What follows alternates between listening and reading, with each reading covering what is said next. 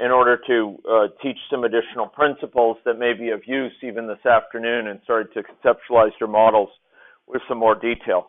So ladies and gentlemen, I'd like you to begin by going to the website, being affronted by downloading a model, and we're going to load that model into AnyLogic, okay? So let us rehearse this. So what we're going to do, and I'll need TAs on deck here, if the others could be summoned. We're going to be going to the participant resources and visiting the AnyLogic 7 models folder here. So this is under the participant resources area, and you should be able to double click on that and get into this. Having done that, I would like you to scroll down to this place. It's just in the AnyLogic 7 examples.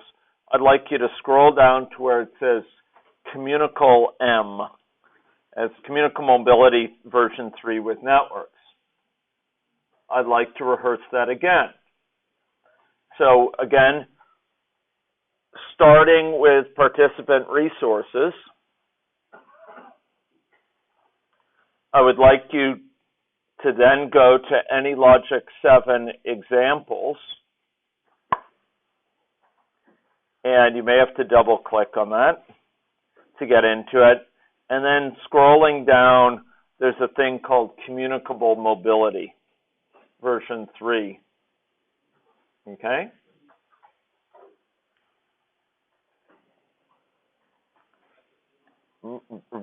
Version 3 with networks.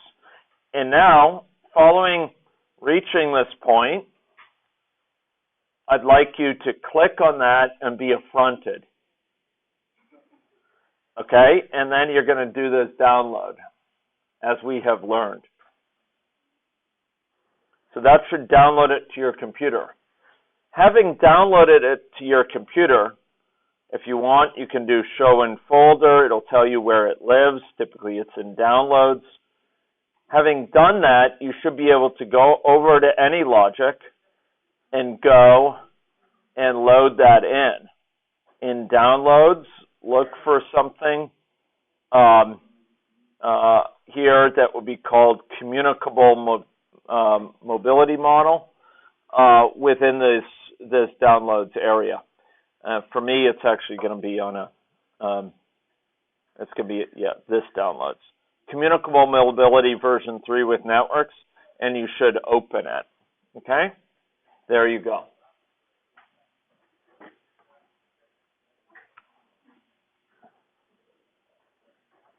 Who needs TA help?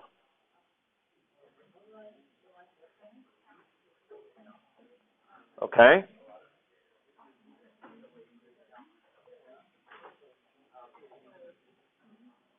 So I should note that the model from this morning, as well as previous models we built yesterday, are all on the site. They're all shared in the participant resources. But I've just been leading these. So those who have just come in will want to ask the TAs how we got to this place, because we're going to be doing it. Just to rehearse it yet again. We started with participant resources. We went to AnyLogic 7 examples. We scrolled down, went to Communicable Mobility. We opened that, and we did download. And then we went and opened it within AnyLogic by going to your downloads folder and selecting that model, which we downloaded. Are people ready to go forward?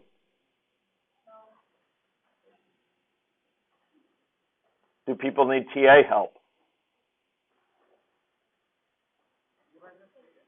Sorry? Version 3, yeah.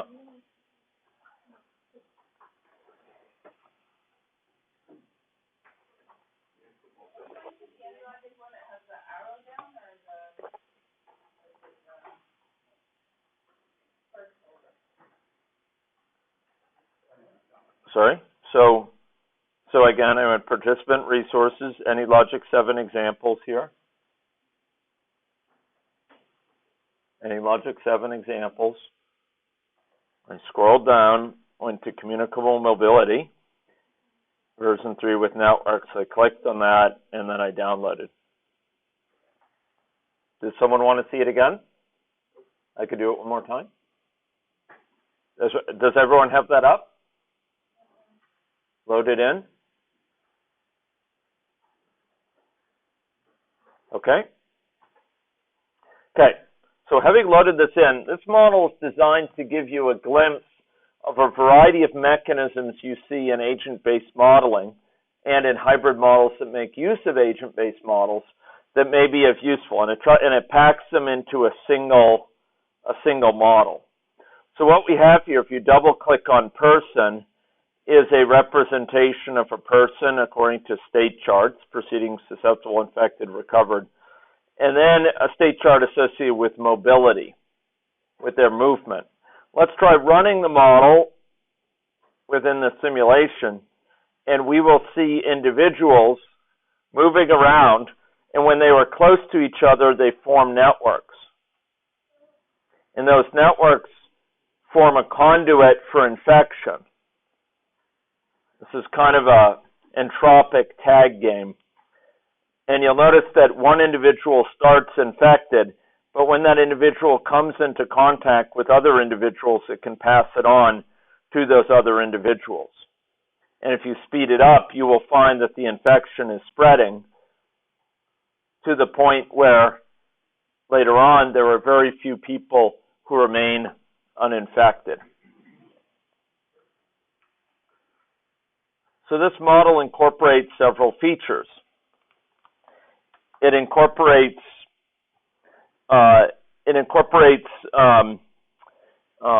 aspects of the agent-based modeling vocabulary that we'll be working on today and the next few days in order to discuss the features of that within AnyLogic.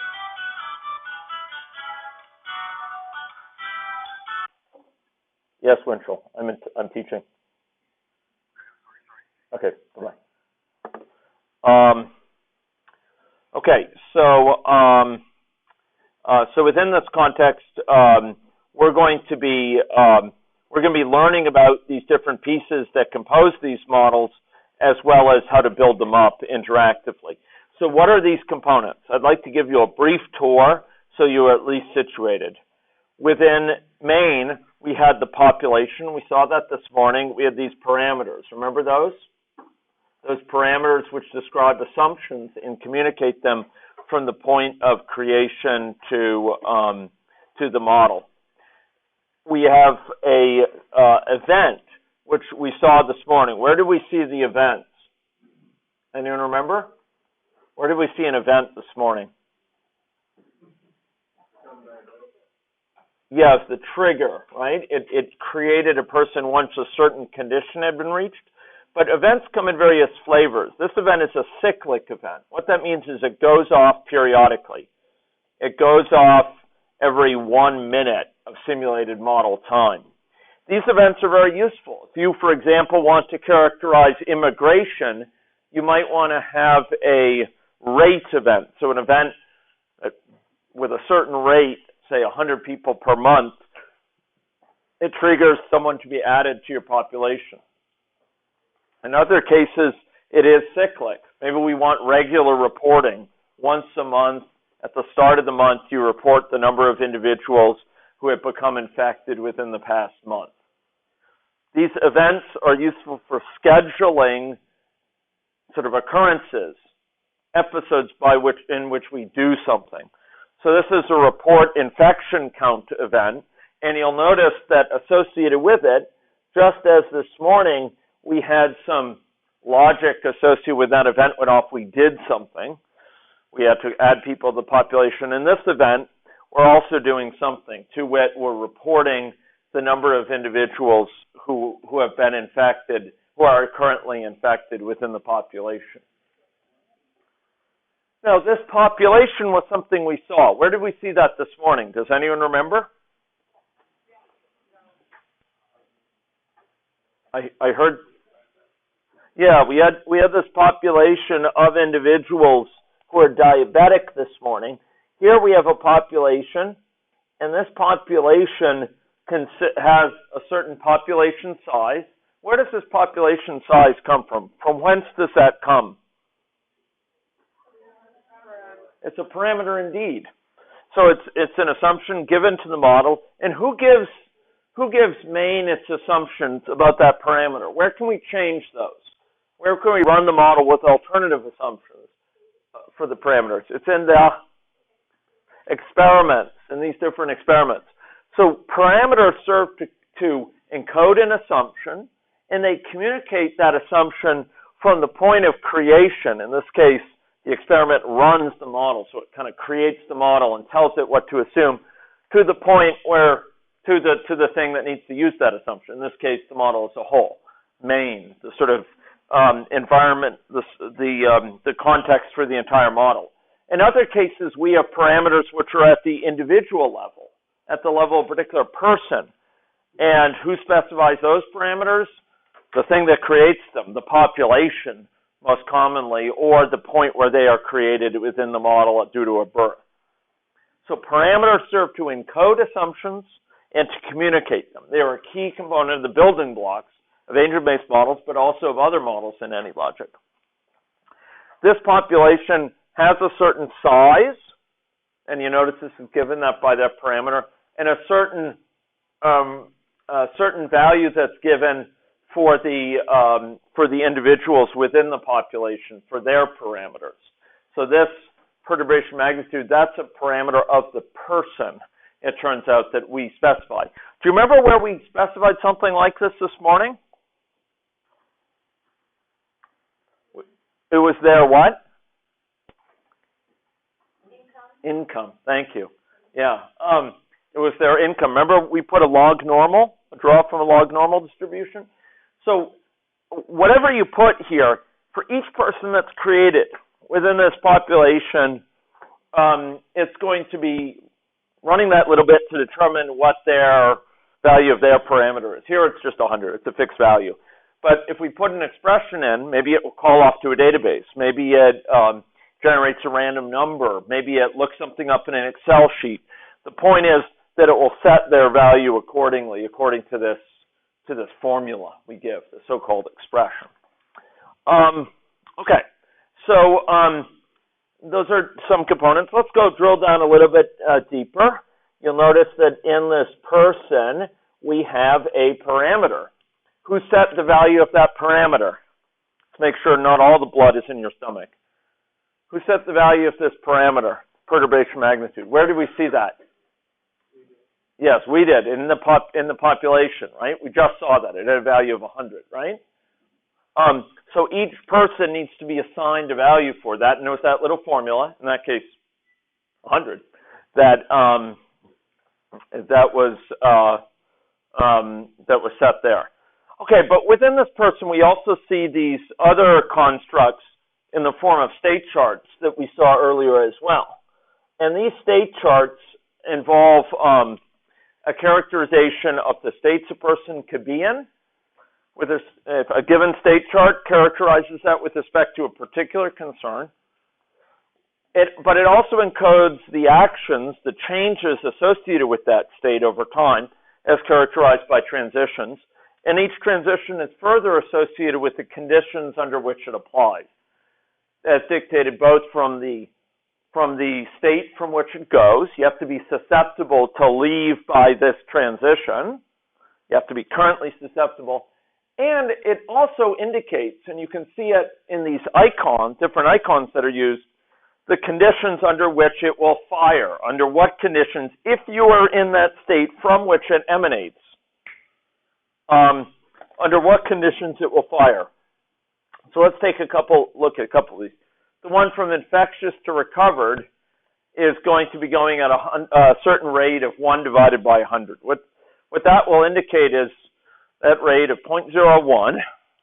It indicates an average time within that state of 100. For those who are comfortable with this concept, this is a hazard rate.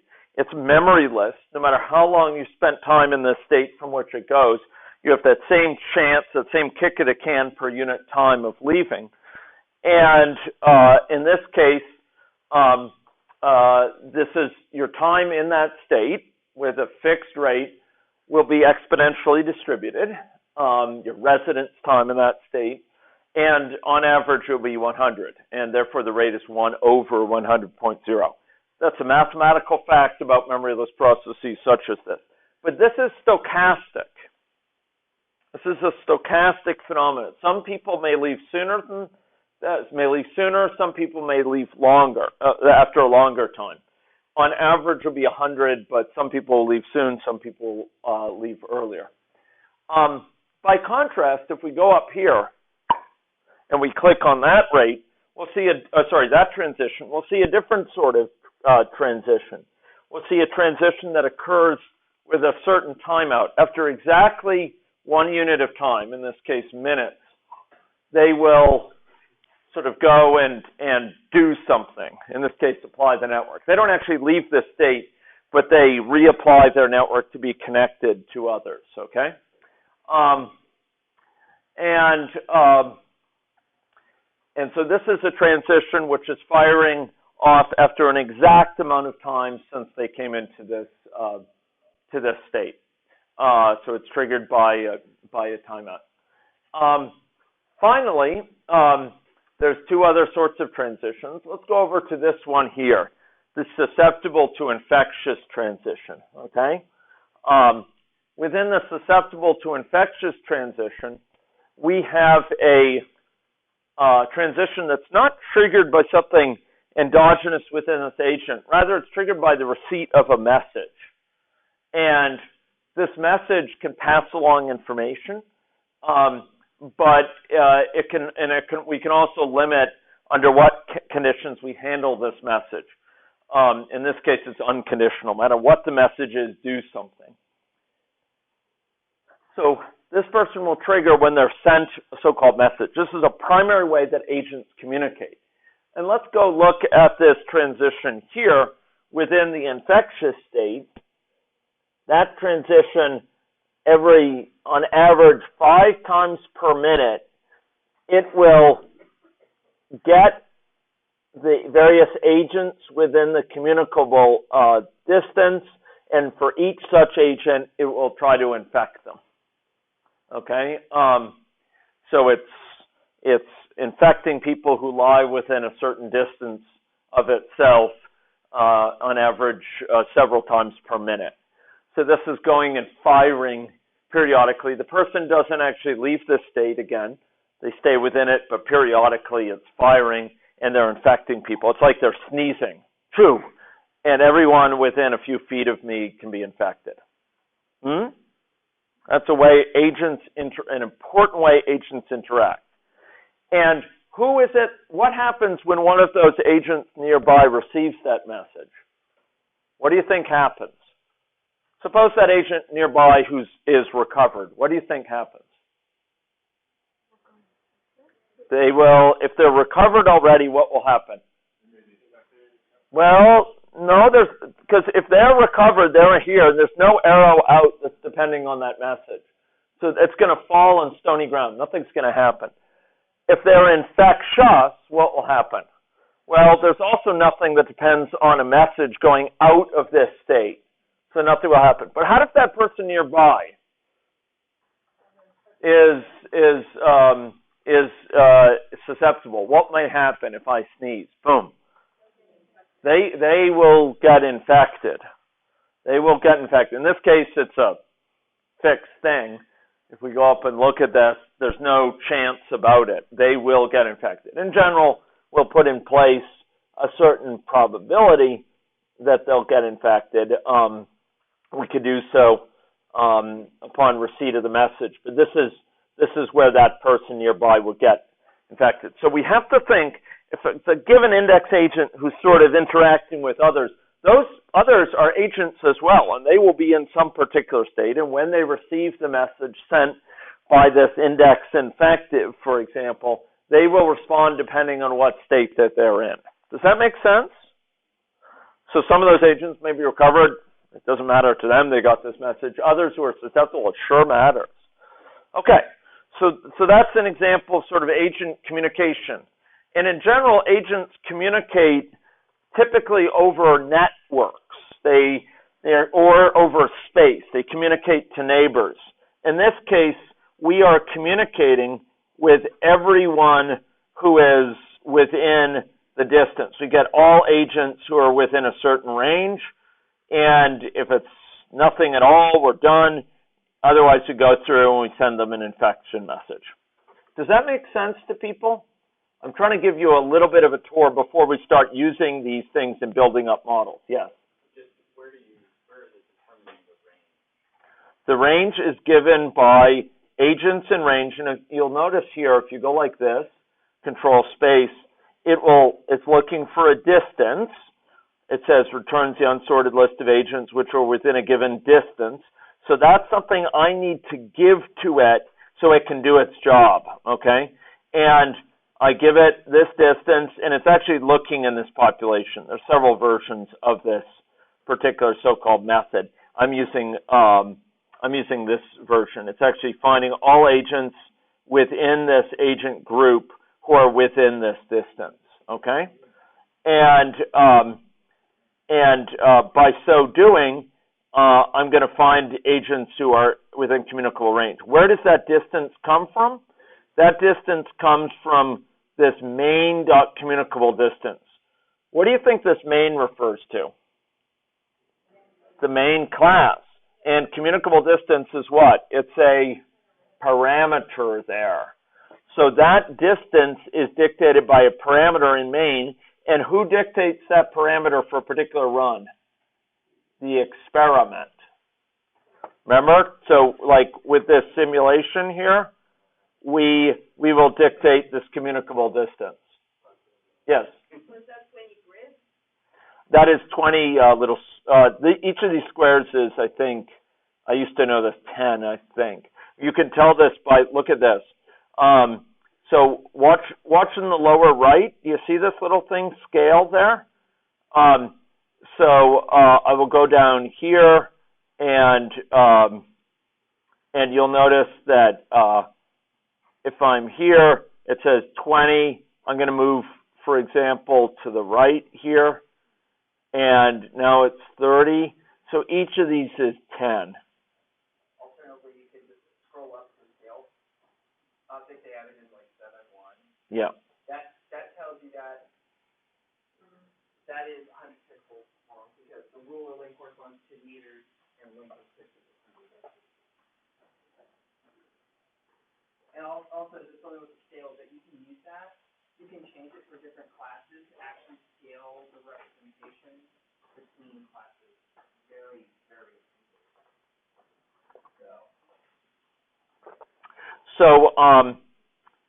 So within this context, we're going to be not depending on anything too fancy with that, but we may see spatial scales later. Yes. So I think I missed it with the mobility state chart. Yep. And infection state chart. Yep. They're both on the person page. They're both on person. So is it that a person can be in either or both of them? So this is a great question, and we're going to be exploring this with a model later, but probably not today. The basic idea is that each state chart characterizes a certain concern. And it's not stating, because we're dividing between different state charts, does not mean that those concerns are totally independent. What it does mean is that that those concerns are convenient to characterize separately. They may interact with each other. So it could be, for example, my status with respect to diabetes ends up worsening the likelihood that I will develop, I will catch influenza, for example. But we would have an influenza state chart and a diabetes state chart because we think of them as two processes that are evolving, and they're loosely coupled, but it's convenient to describe them as separate rather than kind of considering all possible combinations of states of each. And we can have one affect the other, and we'll be seeing a case of that. So my diabetes state may affect my heart disease. But a person Yep. There, thank you. So a given person will be in exactly one state, in this simple case where we don't have hierarchical states, they'll be in exactly one state of each state chart at a given time. So since they're not nested, in other words, you could have them one within the other, which would be a different sort of... Which would be a different construct. So for example, we might represent a pregnancy state chart, and within pregnancy, we might have a nested construct that has to do with whether you have gestational diabetes or not, and that only applies within the context of that pregnancy. And it wouldn't be a sensible or attractive thing to make those two separate state charts because they are so dependent on each other. And there's some kind of fuzzy line between when you'd switch over, when it is convenient, when it's not. But there are many conditions where we separate them, and because of that, we enjoy what's called separation of concerns. We can kind of think about each fairly in isolation. We can modify each in isolation without getting all involved mucking around with the other. But there will be times where we'll sometimes combine them. So you might actually, within how you're setting the rules for each of those, you might have some interconnectivity between them. Yeah. But not necessarily. So I like your questions, and earlier today I was going to present exactly that as a model. How many people would be interested in seeing interacting state charts? Okay, the ayes have it. So I try to keep this responsive. So right after this, we'll build up a model with interacting state charts. Okay? But you'll notice, and what I'm trying to communicate is that it is useful to have agents with more than one state chart. A given person will be in one state. If they're simple states, they'll be in one state of each state chart at a given time. So they'll have a particular state with respect to diabetes, a specific state with respect to heart disease. And again, that does not say they're totally solitudes to each other. In fact, one can influence the other. But they are convenient to describe separately and reason about separately and consider as, each in its own terms. So we might summarize the model according to how many people have diabetes and how many people have heart disease, in useful ways. So here we do have these two different state charts. We also associate a person with a construct which is changing over time, which is their color. And I want to highlight how that color actually ends up influencing things. This is a very nice feature of AnyLogic. If you go up to this oval and you go take a look at what it says for the fill color, we have specified that its fill color depends on the value of this color. This color is a particular person's color is an instance of this class called color, which describes colorhood or colorness. And it starts black, but when they go between states here, the value of this variable is changed to reflect their color. So they're set to green here, and they're set to red here, and indeed, in this final state down here, they are set to a gray state. And we do that by assigning a value to color, which then automagically is used to set the color. This is an example of how AnyLogic aspires on many and growing fronts to a technique known as declarative specification. So you don't have to tell it, update the fill color. It just takes care of making sure the fill color is given by color over time. It figures that you tell it what you want to obtain, what relationship that the oval is given by this color variable, and it will make sure how it happens. It will guarantee that, which is a nice feature of AnyLogic. That is a notable feature also of the system dynamics modeling we saw earlier, that you just give those formulas for flows, you give the formulas for essentially how the model changes over time, and it makes sure that it will take care of the implications of that for you. Okay, so let's take a look at a couple more things here. So let's go up to main.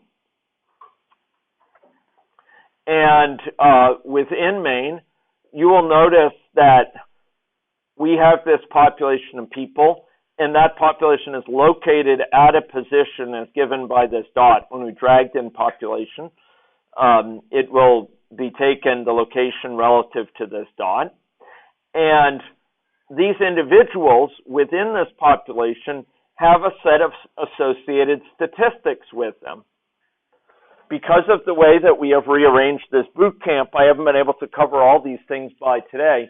So I want to give you a glimpse so that if these are relevant for your model, you'll know where they live. And you'll be able to discuss them with the TAs about putting them into place. Each population has a set of statistics. Statistics are extremely convenient, although not very performant, but they're okay. Much could be improved, but they're incredibly useful. We use them all the time. This statistic is named count infective. That actually creates something that we can call a model. We can ask what's the count of infective people, and it will return it for us because we've called this. And you'll notice this is also declaratively specified. You specify, hey, count up for me the number of people for whom this is true. Each person is called item in turn, and once again, I will oblige Jeff with an animation. So for each person in the population, it's going to call them item in turn. So the first person, what's your name? Item, okay? Item, is your state chart in this state? Is this state active within your state chart? And it's going to say, no, ma'am. And so we don't count them. We go to the next person. What's your name? Item, okay? Is this state active, this infectious state, active within your state chart? Yes, it is. We're going to count them. That's one. We're going to go to the next person. What's your name? Item. Is this state active in your state chart? Yes. Okay, that's two. It's going to go through each person in the population and compute this. So it's going to count the number of people that are infected there. And that count, ladies and gentlemen, can then be used. So let's go up and take a look at this chart. And I would like to see how this chart displays things. Yesterday, in this very room, less than 24 hours ago, we set up our first chart. And that chart required several things, but we added a data item. And for that data item, we gave it a nice little title, which is a title of our choosing, which is just an English phrase for it, or English label for it. And then we had a value to be displayed, which is given by this formula. Where did this formula come from? How did it know how to calculate the count of infected people? Can anyone say? In population, because it's a what in population? It's a statistic. We just saw that. Remember in that animation I gave not 2 minutes ago in this very position? You don't need to see it again? Okay. So this is the statistic that we defined. It's a statistic of the population. So we ask, hey, population, give me the count of infected people, and it will plot it out for us. You'll note that those statistics within population allow us to calculate many things. So we can calculate the count of people that match the condition, the sum of people, say the sum of the income across people, the average of the income across people, the min and the max of various quantities. We can do so without writing any significant code other than giving a formula to which it has to apply. Within this formula, you will name each successive person item, okay? We'll be building this up, but this is to give you a glimpse. You'll notice that this is your friend. It's a little light bulb, and if you go and you hover over it, it says use item for the embedded object. That means for each thing in the population, it will call it item. That's how we knew to use this. So these are statistics. They are very useful for summarizing information across this population. So within this population, there's one final component I want to capture. We may be using this within our example within the next day.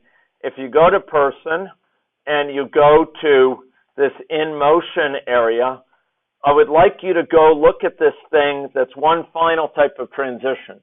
It is a flag that has several blocks of color in it. This type of transition indicates an agent arrival at a destination. Okay? The agent arrives at a destination, and they actually leave this state and come back in. Why in the world would you do that? Well, I'd like you, ladies and gentlemen, to go click on this state.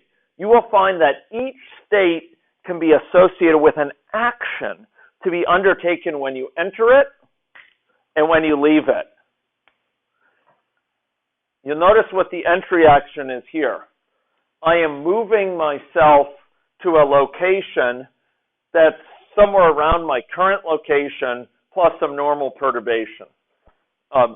My X and Y location plus some normal disturbance, normally drawn disturbance to it. And I'm setting my rotation to be 0 so I don't flip around in weird ways. So here we are moving this person in kind of different to different directions, and that allows them to move around and exhibit that sort of behavior we saw earlier. So here we tell them move to, and that allows them to move in a continuous fashion to a certain point. When they arrive at that point, they will exit the state, come back in, and that will get them moving again. Yes, Chris. Why should they not be done with this? Why do you picture this? If you already said this, I thought the timeout and then this timeout transition is to apply a network. It's to connect them with nearby people so it's very visible who's within range. It's actually not needed for the model, but it communicates to the viewer who is within infection range, transmission range of them. This transition here, by contrast, is an arrival transition. This one up here occurs periodically every 1 minute within the model. This transition occurs whenever they arrive at the destination, just sets them off in a new direction. Right? Okay. So this model has kind of given us a glimpse of a lot of what we'll be seeing the next day or so. A lot of the building blocks of these models. In my desire to show this is a reflection of the fact that it gives some sense of where we're going, but it also communicates, importantly, that the modeling vocabulary associated with agent-based modeling has a lot more pieces in it than that associated with system dynamics. Out of what did we build system dynamics models at the most primal level? Out of stocks and flows. There were some other variables we didn't really look at yet, but which are really just shorthand for certain formulas involving stocks and flows. These are called auxiliary variables, and then there's some constants. But really the operative ones, the distinguishing ones, are stocks and flows. And those stocks and flows are extremely powerful when used in different combinations. It has a small modeling vocabulary, but it's very, very powerful. It's used in creative ways. By contrast, agent-based modeling has a lot more pieces to it. State charts and events and these variables and of course, parameters still, multiple types of transitions and these statistics and these values that summarize them and movement, etc., within the context and networks that connect people together. I guess one final thing I should show, if you go to population and you scroll, excuse me, I misspeak. You go to main as a whole and you scroll down.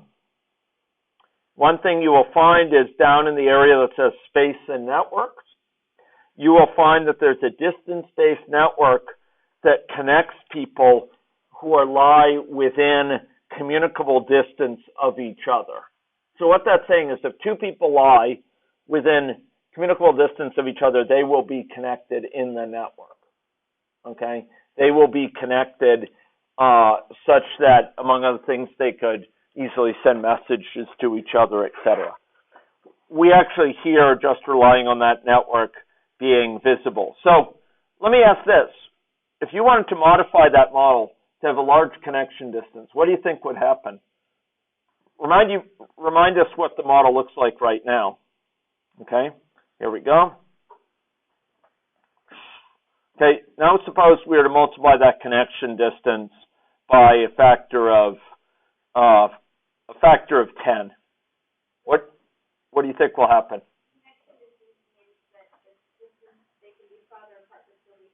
That's correct. Yeah, that's the threshold. If a given pair of agents lies less than, I think, equal to that distance apart, they will be connected. Otherwise, not. That's a type of network setting that we can specify. So let's go create a new experiment. Okay, and this will be, long, or connection range,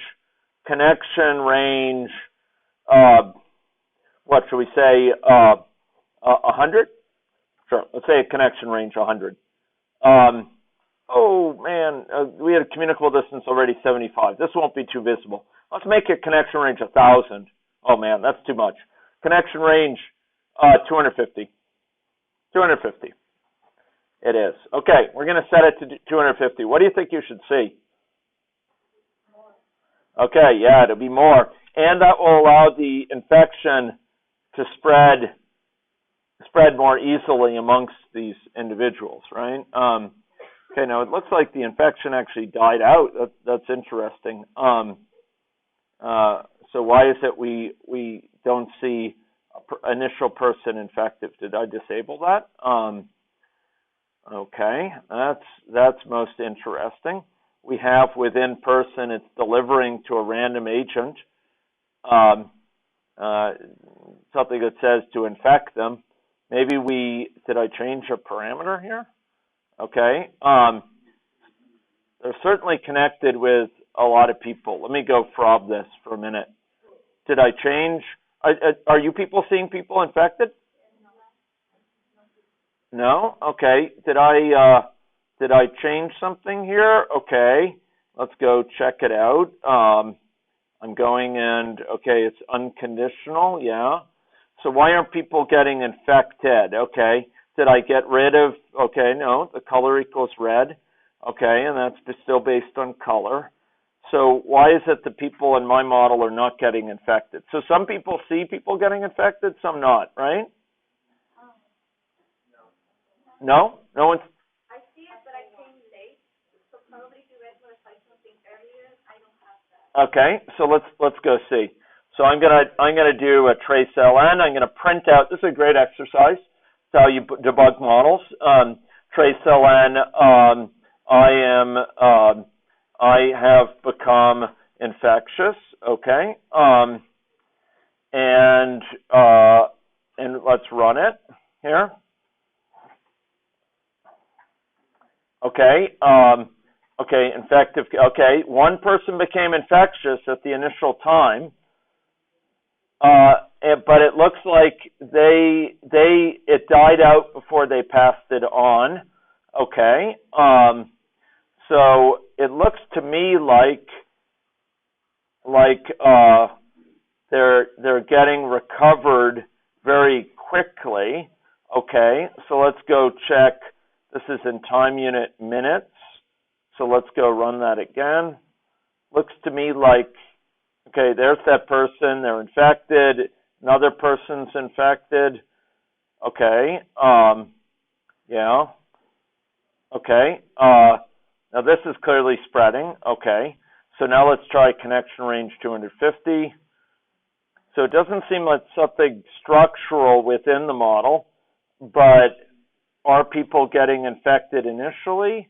Let's go check. View, console, and there is an initial person, but they're recovering super quick. Okay, it could just be luck of the draw, the fact that they're recovering incredibly quickly, but I have my doubts here. So let's try this again. Ah, that's what it is.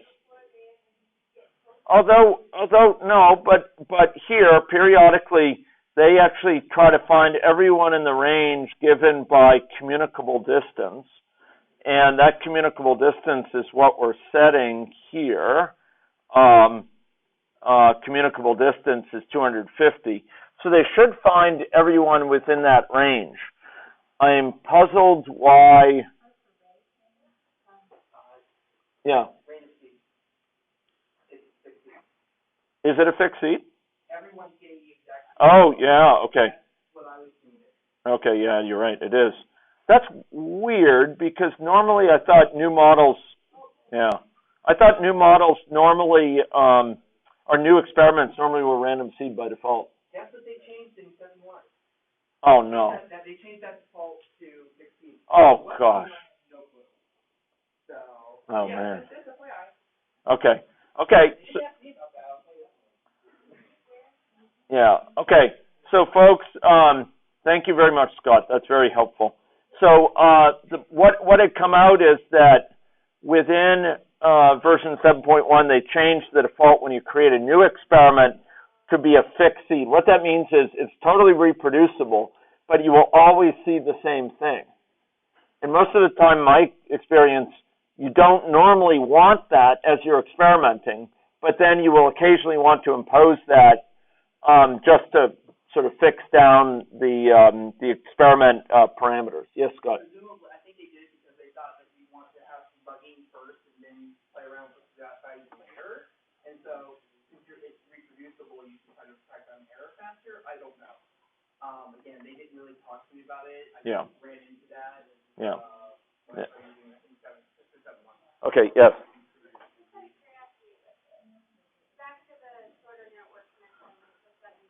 Yeah.